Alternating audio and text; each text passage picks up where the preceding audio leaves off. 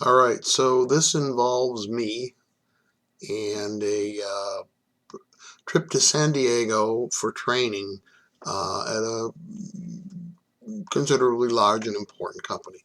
That's all we need to say. Um, that HP bought. But so I was there in training, and it was like towards the end of training, the instructor is telling us, he's like, "You guys just come in tomorrow morning. I got a couple of things, we're going to test you on and things, and then you'll be free for the day, so you get an extra day off. Just do what you want." He says, "I recommend a drive down to Tijuana, and this is just fun. Get out of the country, especially if you've never been." I thought, "Wow, that's a cool idea." Um, and I'd heard though something about rental cars in Tijuana not being good, but I asked him, I was like, "Rental cars?" He goes, "How are they gonna know?" I was like, "That's true. Yeah, whatever." And so anyhow, do my stuff in the morning and get it done and get in the car and decide I'm gonna head to San Diego. Why not? Or down to Tijuana. Why not?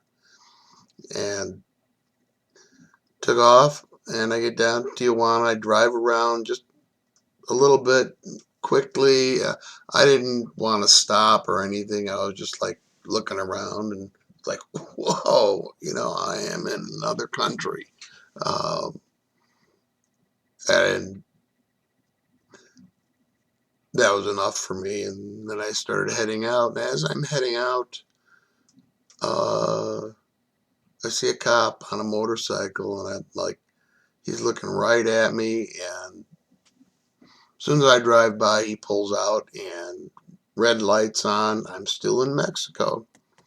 And I'm like, yeah, and, in good but accented English, he asked me, for my license and stuff, my proof of insurance. And I was like, "Well, I don't have it. The rental company didn't provide it for me." Um, and he's like, "Oh, this is a bad thing. You have to have that." He somehow knew that it was a rental car and that I probably wouldn't have it. Um, Anyhow, we went back and forth on it for a little bit. And he says, "You think you can settle this man to man?" I was like, "Yeah, I know what he's saying." And so I reach in my pocket, pull out my billfold, and I happen to have $100 bill in there, and I just handed it to him, and he's like, "That'll do." And that's the short version of that part of the story. And then after that, I get to the U.S. borderline. I'm crossing back in, and I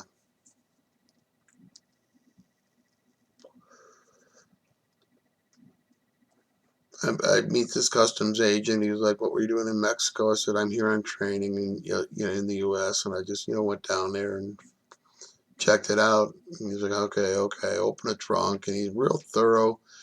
And he said, "What were you training in?" So I told him, and I told him the company, and I thought I'd make myself sound a little bit stronger. I was like, "Yeah, it involves a lot of C++, which I'm still learning, and uh, which wasn't exactly true. I knew there was some C++ behind the scenes, but I wasn't actively learning it."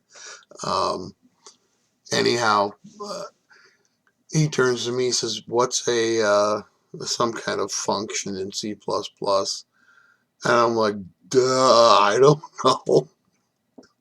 So I guess we haven't gotten that far.